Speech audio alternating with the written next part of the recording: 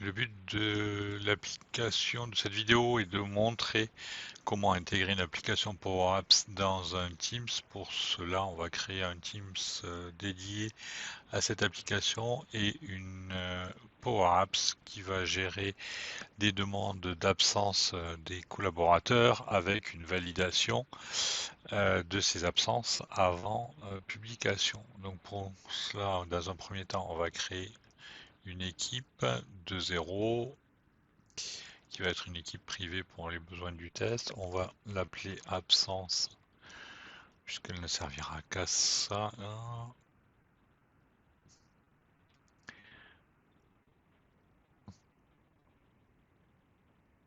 Ok, on ne met pour l'instant personne dedans dans cette équipe. On va lui laisser le temps de créer l'équipe. On va, pour stocker les absences, avoir besoin d'un calendrier SharePoint. Donc là aussi, on va attendre qu'il nous crée le calendrier SharePoint. Pendant ce temps-là, on va venir ajouter un Power Apps. Ici, Power Apps.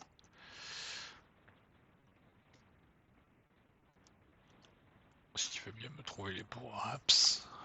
Power Apps. Ajouter. On ne le publie pas sur le canal général.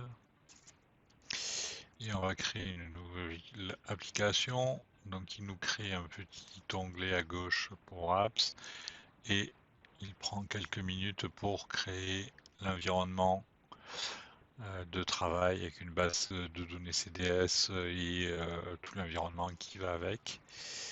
On va raccourcir ça.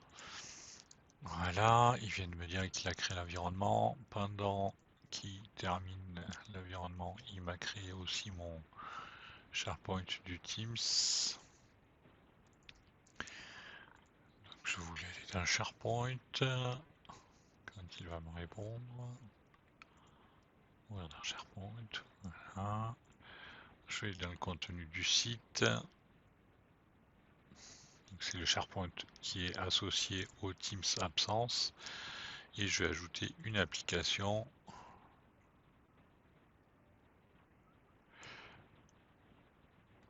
qui va être une application calendrier. C'est un format particulier de liste. Comme ça, il va gérer tout seul le calendrier et ça me permettra de l'intégrer dans Outlook sans avoir de traitement particulier à faire. Je crée absence, je aucune option avancée. Je le crée tel quel. On va quand même regarder. Oui, voilà. Pour partager l'agenda du membre, non. Parce que c'est pas pour partager mon agenda.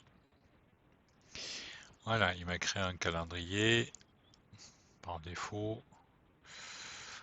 Donc si je retourne dans le contenu du site, j'ai ma liste qui s'appelle absence qui est en fait le calendrier.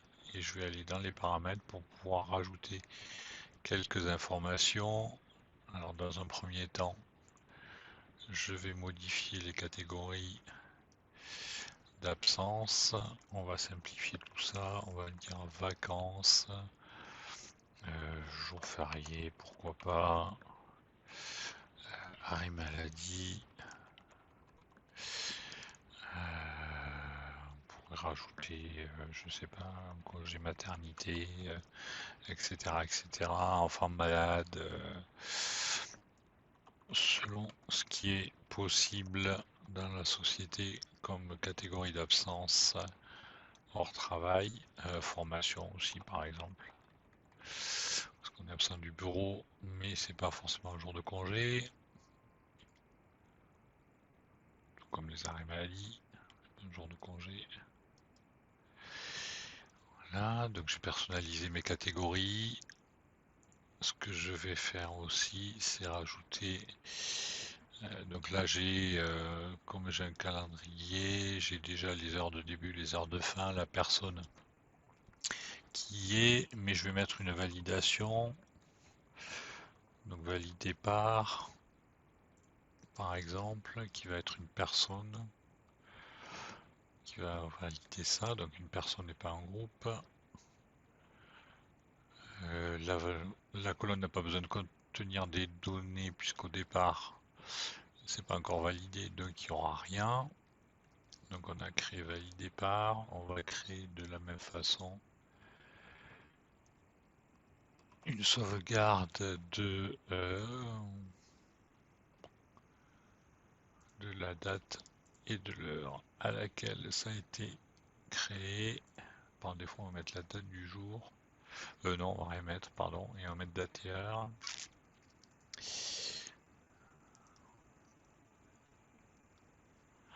On va créer une colonne supplémentaire. Voilà, valider. On va appeler état qui sera en oui, non. Alors, on va créer un choix multiple. En fait, on va créer oui, non, et au départ, on va le mettre dans un état qui sera 1, 2, 3. Voilà. Hop. On aurait pu mettre en attente au lieu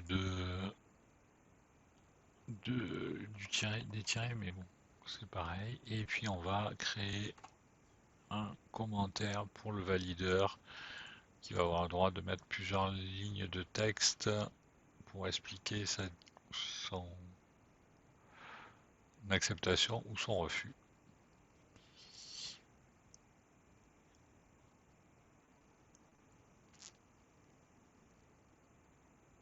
Voilà, donc là, ici, bien sûr, ça ne se voit pas, mais si je fais événement, créer un nouvel événement, je vais avoir mes champs de validation qui vont être en bas de du formulaire et mes catégories qui sont... Ah, j'ai oublié d'en supprimer dans celle de départ, il faut que je supprime un birthday et anniversaire.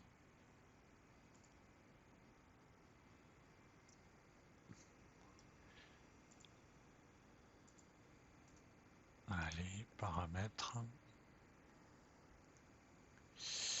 Dans les catégories,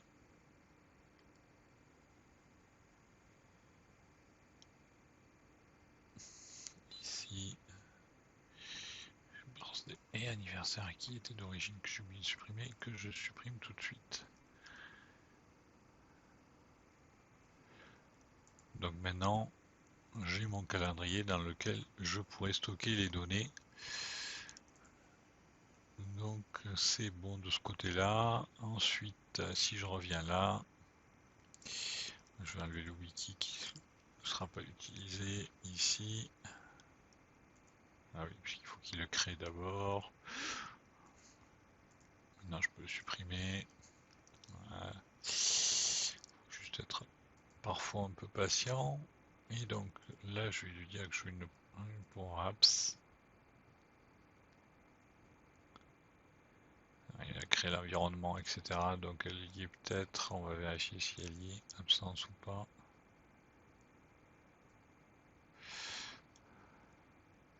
Non, il ne l'a pas créé. Donc on va créer la pour apps absence. Il a juste créé l'environnement.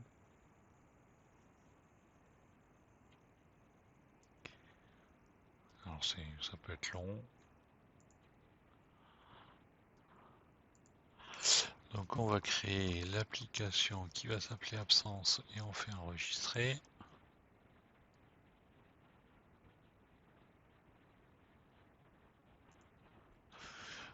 On va également épingler les power apps ici. Et de la même façon, on va épingler flow, voilà, parce que j'en aurai besoin pour le flow de validation de la demande d'absence. Comme ça, j'ai tout à portée de main sans avoir besoin de chaque fois chercher mes power apps ou mes flows. Voilà, donc il m'avait créé mon application absence que je retrouve dans l'accueil et je peux maintenant la modifier. Je vais me servir de l'écran principal, ça va être l'écran par défaut qu'il va avoir créé. La seule chose, c'est qu'il faut que j'ajoute des données et que je veux me connecter à un SharePoint. Voilà, connecter directement, oui, puisque c'est dans mon Office 365.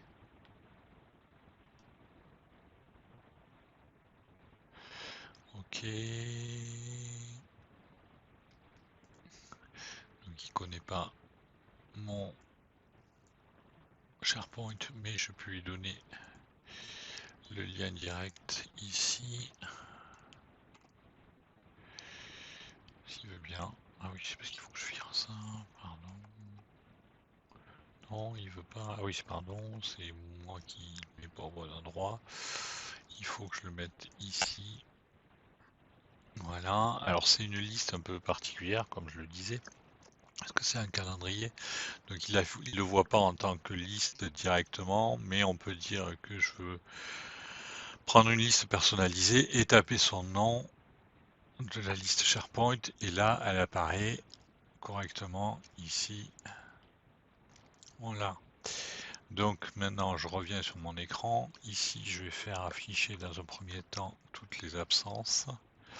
Il n'y en a pas, c'est normal, mais je vais les faire afficher. Ici la forme qui va permettre de saisie et de consultation et suppression. J'empêcherai qu'elle soit modifiée par l'utilisateur. Et là je vais dire qu'en fait moi, ce que je veux, c'est la taille de l'écran. Width, pardon, width. Ici, moins self width. Et normalement, je devrais le voir apparaître au prochain redessin, certainement. Donc ici, dans la galerie, je vais faire quelques modifications. Moi, je ne vais pas me servir de l'image.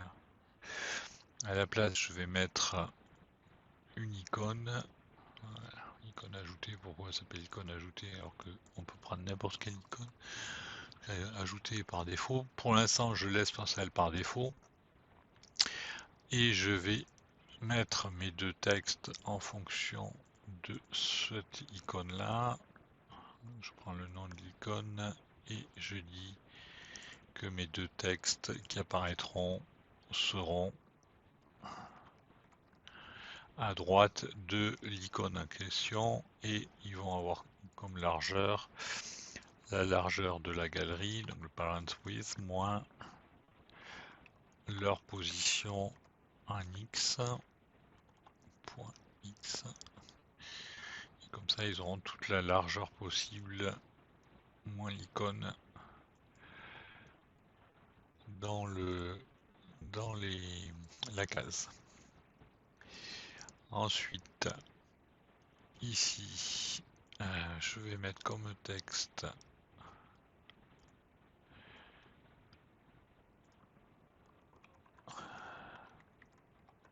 pour l'instant, je vais mettre la description que j'ai pu rentrer. Et ensuite, dans le subtitle, je vais mettre l'heure de début et l'heure de fin, de manière à ce que ça affiche toutes les données. Hop, l'heure de début, l'heure de fin, au lieu d'avoir uniquement l'heure de début. Donc là, pour l'instant, j'ai rien. Et puis, on va commencer à préparer. Donc ici, j'avais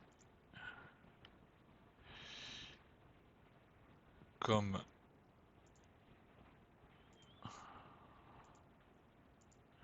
motif d'absence, on va dire icône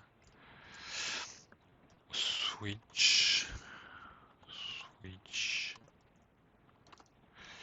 On va faire 10 item point catégorie point virgule.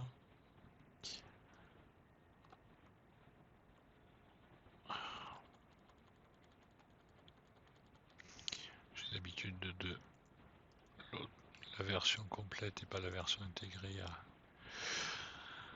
Teams, c'est le correcteur n'est pas tout à fait le même. Enfin, la présentation n'est pas tout à fait la même. Donc, on va dire si j'ai vacances, je vais afficher icône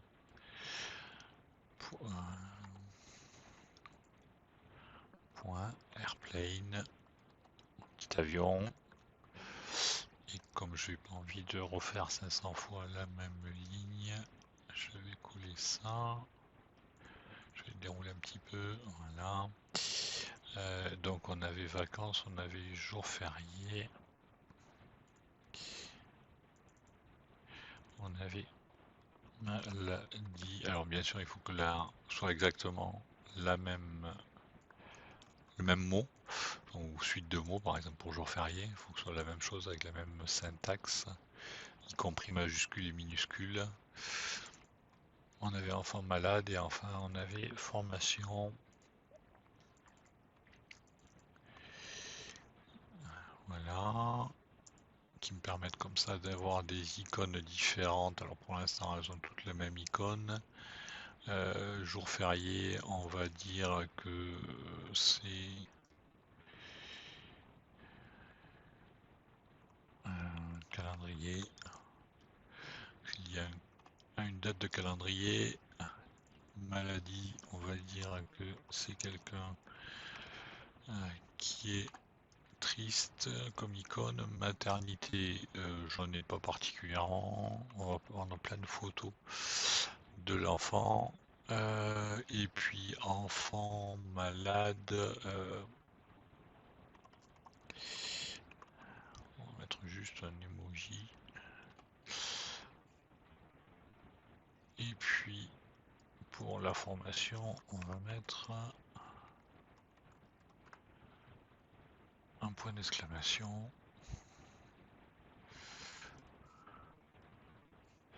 Et puis là en fait j'ai oublié qu'en fait c'est pas le champ directement, mais c'est le value. Voilà, et bien sûr comme c'est une liste, il faut que le dernier ait pas le point virgule, et on ferme notre switch, et comme ça on aura la bonne icône. On va renommer ça bien sûr en absence. Voilà, on va créer un nouvel enregistrement. On va venir ici et on va choisir les champs qui doivent être saisis. Alors la catégorie, on va mettre dans l'ordre l'heure de début, l'heure de fin, la description. On va faire une demande et ça doit être tout. Alors il va nous demander par la suite de mettre un titre parce que c'est un champ obligatoire. Et pour l'instant, on va se contenter de ça. On va dire que on affiche ça sur 3 colonnes, ça peut être bien. La catégorie, l'heure de début, l'heure de fin, la description, on va mettre un peu plus de place. Et le titre, et comme je veux pas perturber les utilisateurs, ce champ-là, je vais le rendre invisible. Comme ça, quand je validerai mon formulaire, il sera pris en compte, mais il sera invisible. Autre petite chose que je peux faire dans la liste, c'est dire que la colonne de catégorie contienne forcément une catégorie d'absence, ce qui permettra d'ajouter la petite étoile à côté de catégorie pour la suite. Donc on va commencer un premier test, on va dire qu'on saisit ça, on va dire le 1er décembre à minuit jusqu'à aujourd'hui par exemple. Test, on va faire plus simple, on va dire premier test. Et on valide notre absence. Ok, donc là il a bien ajouté un automatique dans la liste. Si je vais voir ici dans mes absences, sur mon calendrier, j'ai bien une absence qui est donnée. Alors le titre, J'avais mis la date, c'est peut-être pas une bonne idée. Ce que je vais faire dans le titre, c'est pas la date, mais en fait c'est qui a demandé. Comme ça, sur le calendrier de manager, ça me permettra, vue manager, ça me permettra d'avoir le nom directement du demandeur en face de la demande et pas créé par, voilà, point display name, qui est le nom complet en fait. Si je le rends visible, si je le rends visible, je vois, voilà, c'est le nom complet qui apparaît. Donc si je supprime cette demande, supprimer l'élément, supprimer l'élément, ok.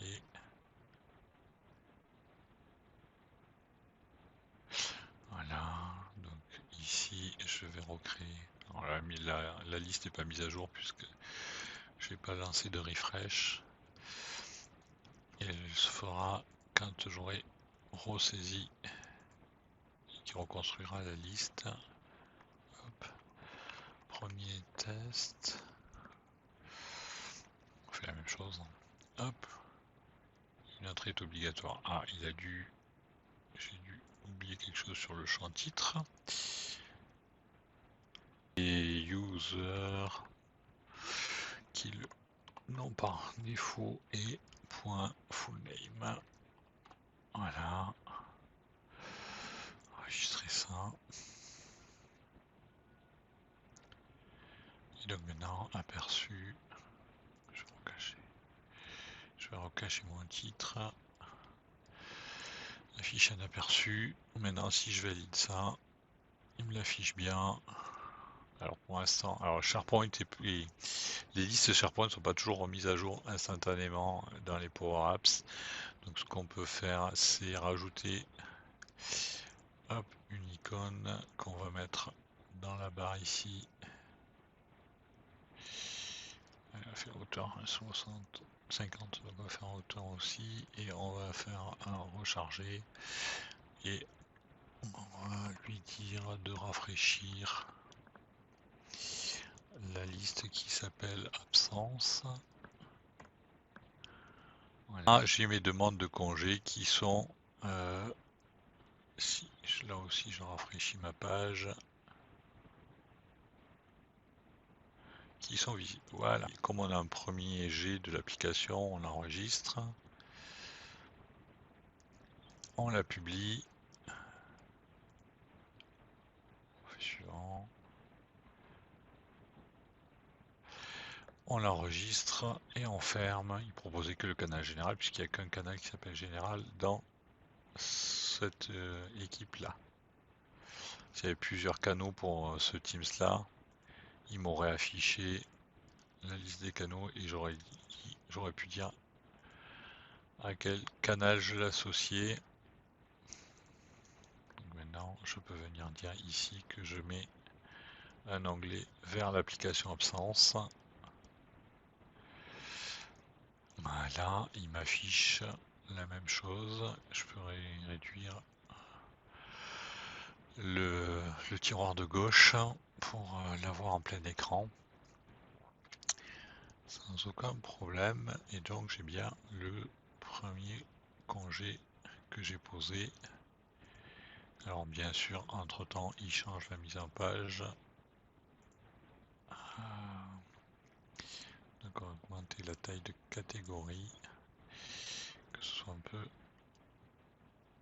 symétrie, enfin un peu identique un peu partout. Donc maintenant, j'ai créé des demandes de congés. Elles sont apparues dans mon SharePoint. Maintenant, il faut que je fasse un procès de validation de cette demande. Donc je vais dans Power App, dans Flow, et je vais créer un nouveau flow qui va s'appuyer sur. Voilà, donc je vais dire que je veux un nouveau flow. Celui qui est apparu, c'était un ancien flow. Donc en fait j'ai pris approbation, j'ai tapé SharePoint pour trouver et je prends ce modèle là qu'on va appeler absence. Si vous voulez bien remplacer ce qui existe déjà, ça serait pas mal. Donc il va utiliser l'utilisateur Office, l'approbation, il va utiliser Teams pour l'approbation ou Outlook et SharePoint. Ok, donc le SharePoint, c'est mon SharePoint absence. La liste, forcément, il la trouve pas. Donc, je lui dis d'ajouter un élément personnalisé qui s'appelle absence.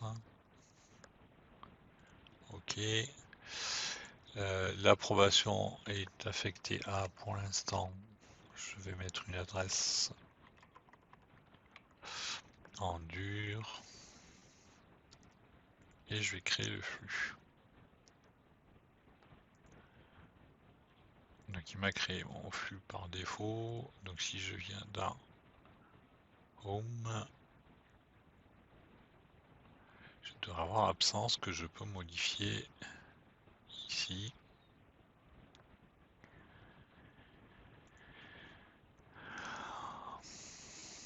Et donc j'ai quand un item est créé ou modifié, de SharePoint absence, de la liste absence, et c'est tout ce dont j'ai besoin pour cette étape 1. Là, je récupère mon profil, donc le profil de la personne qui a créé la demande d'un SharePoint. Je vais changer un petit peu les messages d'absence. Donc le titre, par exemple, et le texte. Hop. Alors oui, je l'ai mis à côté. Tac, donc c'est pas un fichier, je m'en fous. On peut laisser un lien vers l'élément, non. Puisque je veux pas que les gens accèdent directement au calendrier SharePoint à part certains managers. Donc là j'ai une présentation, pour l'instant je laisse l'approbateur en dur, je vais enregistrer cette première modification. C'est fait. Non, c'était pas ça, c'était ça que je voulais refermer.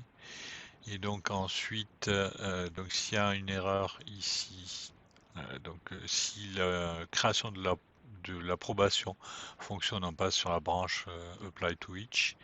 Sinon, en fait, on envoie un mail d'information à la messagerie de la personne qui fait la demande en lui disant qu'il y a un problème d'approbation. Le but n'est pas de faire de la traduction, donc je laisse en anglais et on termine le process. Sinon, et c'est la partie qui nous intéresse, si la demande d'approbation a été créée, pas validée, mais créée, la validation se fera plus tard, on envoie à l'approbateur, enfin on poste pour l'approbateur, donc affecté à, ici, on va poster dans son Teams une demande d'approbation et de la même façon on va attendre et on va l'envoyer aussi par email. Et ici, on va attendre tout simplement que la personne valide ou via Teams ou via l'email qui est reçu en automatique. Si la personne approuve, c'est pour ça que j'ai choisi ce script là parce que tout le gros du travail est déjà fait, ce modèle là, ce template là. Si la personne approuve la demande, on va faire une étape de plus nous, c'est qu'on va venir mettre à jour le SharePoint pour enregistrer que la demande a été validée.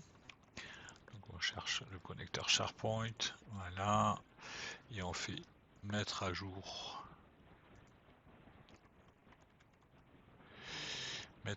l'élément. Donc on prend le SharePoint absence, la liste calendrier absence, l'ID, bah, c'est celui, en fait c'est l'ID de ici qui a appelé, l'ID de la ligne SharePoint qui a appelé. Donc when an item is created, le titre, on va laisser le titre qui avait été créé au départ par rapport à apps, qu'on va chercher, qui doit être à la fin normalement, si je ne m'abuse. L'heure de début, de la même façon, c'était l'heure de début de la création de la Power Apps, faite par Power Apps. L'heure de fin, c'est identique. La description, c'est ce qu'il y a aussi dans la Power Apps.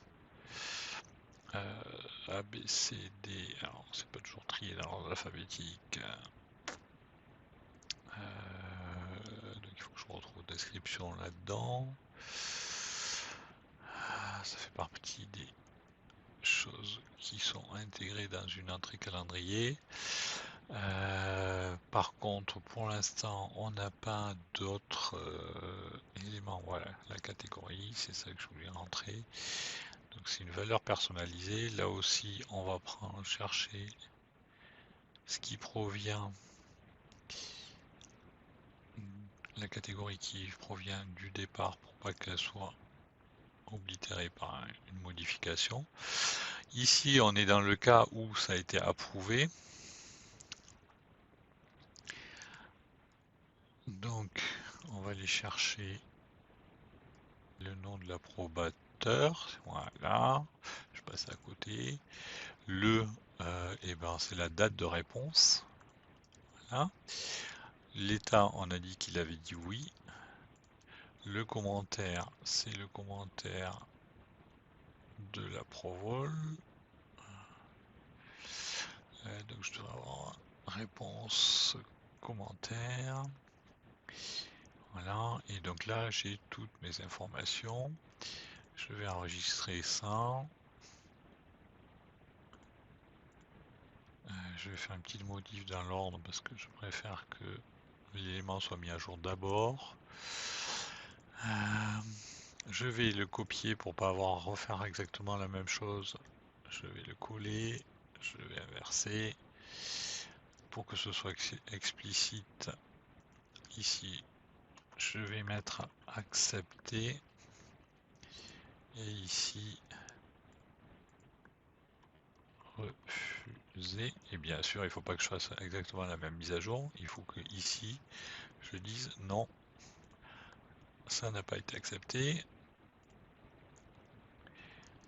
Donc quand il y a ce genre de message d'erreur, souvent c'est que quand il y a eu un copier-coller comme je l'ai fait là d'une étape, en fait les champs n'étaient pas bons ici.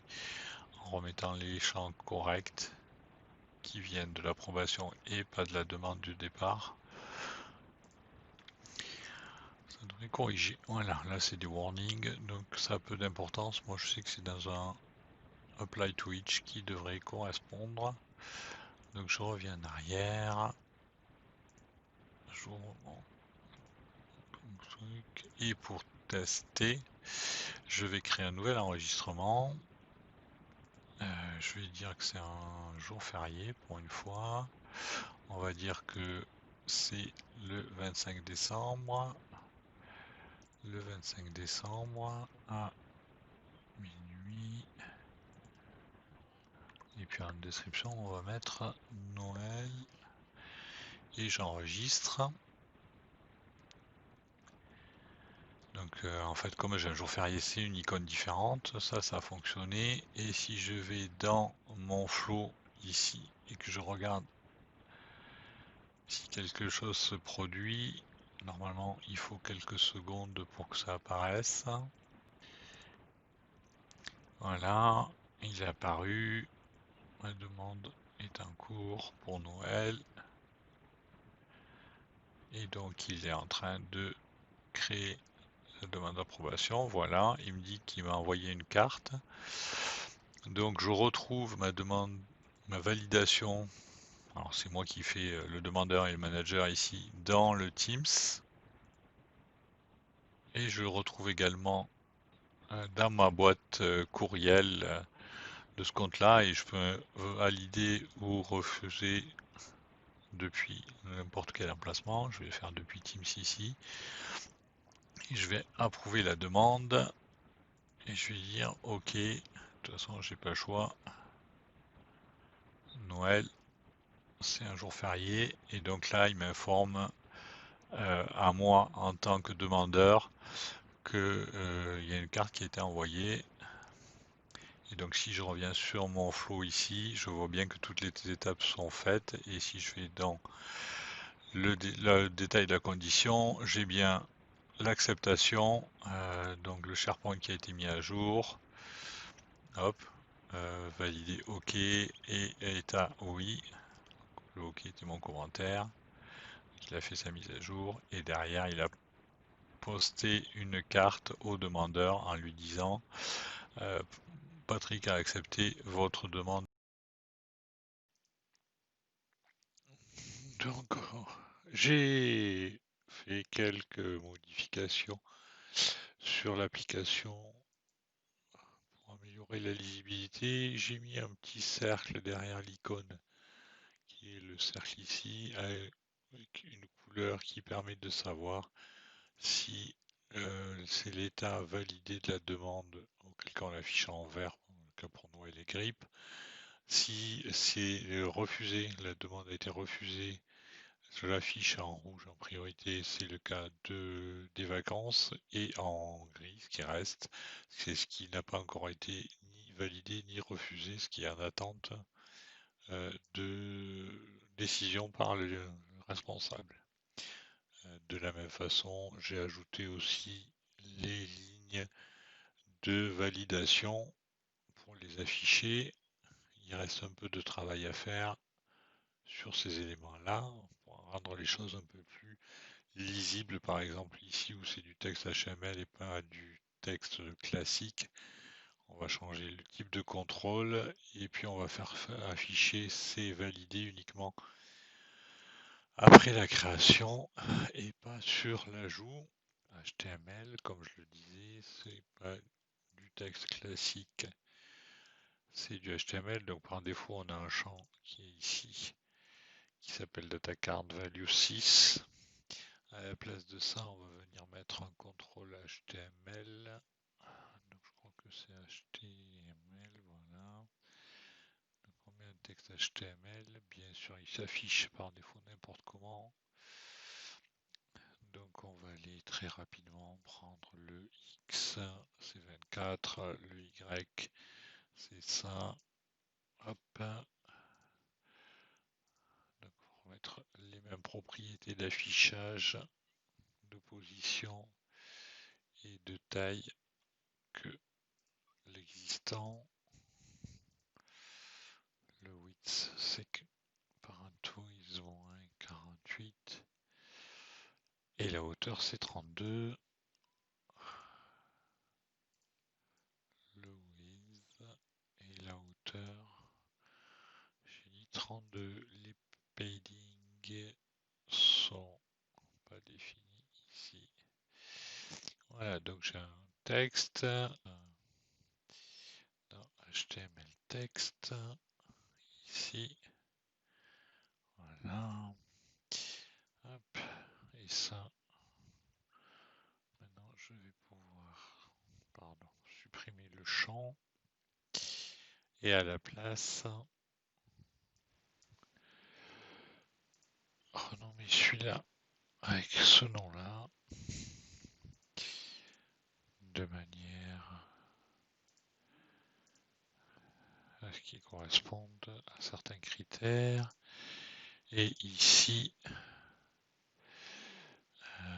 c'est HTML texte. Voilà. Et c'est la taille de police. Ici, c'était du 10.5 qu'on a en police. Donc on met la même ici. De manière à ce que ça paraisse uniforme. On va les copier, ce sera plus simple. Parce que je ne le retrouve pas dans les zones directes. C'est cette valeur-là que je mets dans le fil ici. De manière à uniformiser tout ça. C'est parfait. J'ai mon texte qui est affiché comme il faut. Comme je le disais, je vais afficher ça qu'une fois que la décision a été prise. Donc pour le visible, je vais faire un test validé par Validé par. Et donc je l'affiche que si ça a été validé, et ce pour les 4 champs de qui l'a validé, à quelle date, et le commentaire. Hop. Voilà. Donc si je prends ici, celui-là j'ai quelque chose, si je prends un grip, je dois avoir quelque chose, et là normalement voilà j'ai rien puisqu'il n'a pas été ni validé ni refusé pour l'instant. On a notre écran de saisie et de relecture de l'absence. On peut le supprimer, donc c'est parfait. Maintenant on va ajouter deux écrans pour, on va dire, plus la partie manager. Vous visualisez un sous une forme de calendrier et deux sous forme de liste, toutes les demandes. Donc on va créer pour ça un écran vierge pour la version liste. Pour la version calendrier, je vais m'inspirer du scénario, qui s'appelle comme ça, calendrier. Pour que ce soit facilement compréhensible, on va dire que ça, c'est l'écran de demande. Celui-là, on mettra l'écran liste. Et enfin, l'écran calendrier. Bien sûr, pour y avoir accès, on va venir rajouter des icônes ici. On repart. Si je fais pas refresh, mais je vais aller sur l'écran. Je suis sur la liste. Donc sur la liste, je peux mettre une transition. J'ai gagné un vie, mais c'est pas obligatoire, donc je ne mets pas. Et ici, on va faire navigate to calendrier. Voilà. Donc si je clique sur, je suis bien en liste. Et si je clique sur calendrier, je suis bien sur calendrier. Ok. Donc on va commencer par le plus simple, on va faire l'écran liste.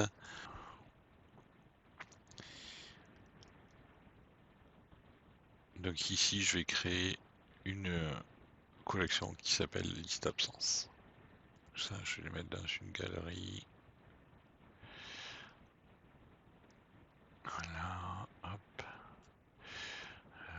On va faire réorganiser, mettre l'arrière-plan. On va laisser le titre devant. Et hop, si je change et que je reviens dessus, j'ai bien mes données. Donc cette galerie-là, on verra le détail tout à l'heure. Donc le home est en 0,0, ce qui est normal. Tout ça va être en 0. Ok. Hop, celui-là. Non, on va faire l'inverse, ça ira plus vite. Previous. Tout ça, c'est au premier plan. Ça.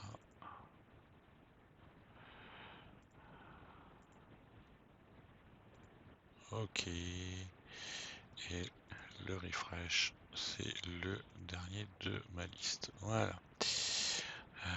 Donc, j'ai mis un écran qui s'appelle demande pour l'écran d'accueil. Ici, j'ai mis une transition. C'est que je vais centrer ça. Donc, on va dire app.with moins largeur de ça sur 2 pour l'avoir au milieu de l'écran. Ok. Et donc, l'icône du mois précédent, c'est ça, moins l'icône Previous previous month. Un point with. Et l'icône du mois d'après, c'est ça plus sa largeur du label pour que ce soit à droite. Qu'est-ce que j'ai fait? J'ai mis 2 fois. Ici, je mets un petit texte recharger la liste. Voilà. Ensuite, je m'occupe de la galerie. Donc elle est quasiment identique à la galerie de l'écran d'accueil, il y a juste des champs en plus. Elle est plus grande et il y a des champs en plus. Si on regarde, on avait l'icône, on avait le cercle, on avait des choses comme ça. Donc on retrouve la même icône.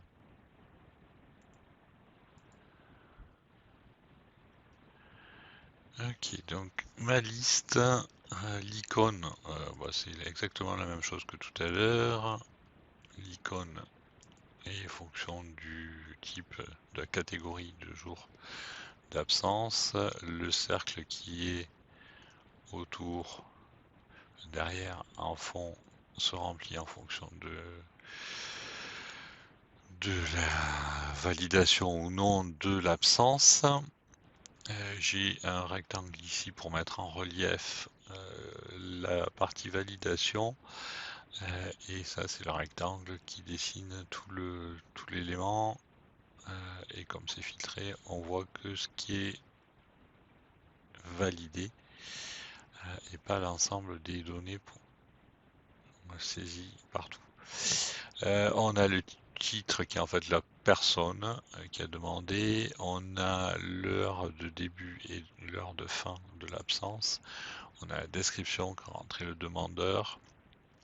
On a la date de validation et on a éventuellement un commentaire et la valider ou non, c'est en fait la couleur qui permet de le savoir. Et en l'occurrence là, pour l'instant, je n'affiche que ce qui est validé et pas ce qui est pas validé. Si je veux afficher les deux, il faut que je rajoute un petit switch qui me permet de basculer de tout à juste et valide. Donc on rajoute un petit toggle pour faire l'affichage de tout ou de uniquement les valider. Par exemple, si on veut voir s'il y a des choses qu'on a oublié de valider, et on lui met une propriété on change. Le mode par défaut, il affiche que ce qui est en bas, en fait, qui n'est pas coché pour l'instant, le toggle, et donc il affiche que ceux qui sont validés, et si je le coche, en fait, il va mettre à jour ma liste absence avec l'ensemble sans filtre de validation. Donc si je fais un toggle ici, je peux voir ce qui a été validé, ce qui est en attente et ce qui a été refusé. Ça me permet comme ça de voir toutes les demandes. Ensuite, je vais voir la vue calendrier. Donc, comme je le disais, je pars de la vue calendrier générée automatiquement par Power Apps en choisissant le calendrier, mais il y a plein de choses dont je ne me sers pas. J'ai fait beaucoup de ménage dans la vue du départ. Donc ici, j'ai ça se voit pas pour l'instant, mais j'ai mon calendrier mensuel, on peut s'en douter par les items qui sont en haut. Ici, j'ai ma liste de titres de lundi, mardi, mercredi, jeudi, vendredi. Ici, j'ai ma navigation. Pour être cohérent avec l'écran précédent, je vais mettre ça au premier plan. Ce que j'avais fait le on select, vu que c'est le même travail, sur la vue calendrier et sur la vue liste, je vais faire un copier-coller du visible. Donc j'ai remis systématiquement tout visible, puisque c'est la même chose que tout à l'heure. Donc c'est template, size qui en fait doit être week day. Ah oui, avec un seul W ça suffira. Gallery. Point. Wait. Et on divise par 7 jours de la semaine. Voilà. On est déjà mieux. J'ai fait toutes les modifications de remise en état des informations ici. Donc maintenant, j'ai mon écran de calendrier, au moins sa structure. Ce que je veux moi, c'est que pour chaque jour de calendrier, ça m'affiche quand même s'il y a des gens absents ou pas. Et si, de la même façon que précédemment, c'est des absences validées, non validées, ou en attente, ou alors avec le petit toggle si c'est que celles qui ont été validées et donc les absences réelles du jour. Pour cela, on a une galerie qui a été construite en automatique où il met les jours précédents dans le premier du mois et ceux suivants, le dernier du mois, en grisé et la date du jour en surligné, enfin en fond violet. Donc je vais partir de cette grille là, cette galerie là, dans laquelle je vais venir rajouter, on va agrandir la vue calendrier. Pour l'instant, on va juste prendre sa hauteur qu'on va diviser par 6. Et ensuite, dans cette galerie-là qui existe déjà, je rajoute une autre galerie verticale. Voilà. Qu'on va mettre absolument à l'arrière-plan. Le rectangle, c'est juste pour faire un beau autour du carré qu'on voit bien les jours détachés. Et donc, ça sera basé sur la liste des absences. Ouais, donc j'ai refait toute la mise en page comme je le disais. Donc en fait j'ai un petit cercle de fond. J'ai pas encore mis les propriétés de couleur. L'icône, j'ai pas encore mis les propriétés pour la bonne icône, mais j'ai un titre ici. Et Y, pourquoi moins 6 non, Y0. Un subtitle qui est en dessous et un petit rectangle qui s'affiche ici. Je vais mettre une bordure en gris pour que ça ressorte.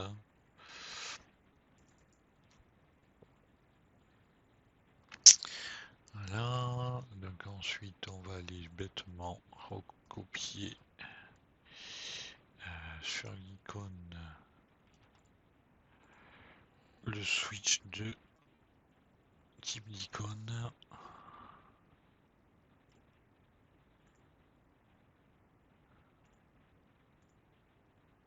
Alors il travaille. Icône, hop, V. Et ensuite je vais aller dans le cercle récupérer le switch de couleur. Je choisis tout, avec un CTRL A, je copie avec CTRL C et je viens ici, je choisis, une fois qu'il a fini de tout reconstruire, je choisis le fond de couleur et je dis CTRL V pour coller les choses. Ok. Donc en fait, ce que je veux, c'est, je tiens compte aussi du petit toggle qui est là pour tout afficher ou rien afficher. Donc ma sélection en fait c'est toujours en fonction du toggle. Par contre par rapport à tout à l'heure, je filtre pour que l'heure de début corresponde à l'heure du jour. Ici, ça va être 10 item value, c'est le 10 item de Month Day Gallery. Donc en l'occurrence là c'est le 29 novembre, le 30 novembre, le 1er décembre, etc. Donc je filtre pour que les congés soient sur cette date là. Voilà, et éventuellement en fonction du toggle, oui ou non. Et si je viens ici, je vais enregistrer. Si je fais afficher dans l'aperçu, je vois bien que si je mets mon petit toggle, je vois toutes les absences comme tout à l'heure. Et si je ne mets pas un petit toggle, je vois que les absences validées. Je vais ajouter un nouveau canal qui s'appelle communication ressources humaines, par exemple. On pourrait très bien mettre ces demandes d'absence dans une équipe de un Teams qui permet aux ressources humaines de communiquer et d'avoir des outils tels que les congés, les notes de frais et autres, et avoir un canal pour chaque élément. Donc, je reprends ma publication et là maintenant j'ai deux canaux, donc je devrais les voir apparaître tous les deux. Voilà, et donc je pourrais dire que je l'attache ou au canal général ou à communication ressources humaines ou éventuellement à un canal qui s'appellerait absence. Et donc normalement maintenant je peux le rajouter à ce canal là. Absence enregistrée.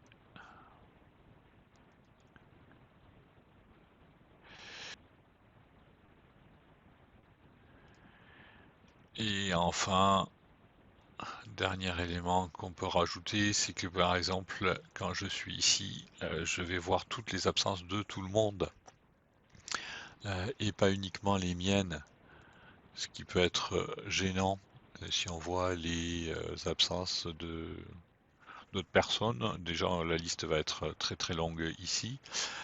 Et en plus, pour des raisons de confidentialité et autres, surtout sur les maladies par exemple, tout le monde n'a pas besoin de savoir qui est absent et pourquoi. Donc on va filtrer un petit peu cette liste-là pour avoir que ses propres absences et pas les absences de tout le monde. Donc dans la liste, en fait, pour l'instant je fais très très simple, hein. Je prends un utilisateur et données, donc moi en l'occurrence. Donc si c'est moi, j'affiche tout le monde. Si c'est pas moi, j'affiche que ceux qui sont liés à cet utilisateur-là. Et en même temps, je les trie par heure de fin décroissante. Ça pourrait être par heure de début ou par motif, enfin par catégorie. Et là, en fait, j'affiche comme ça. Et de la même façon, ce que je vais prendre, c'est ce test-là.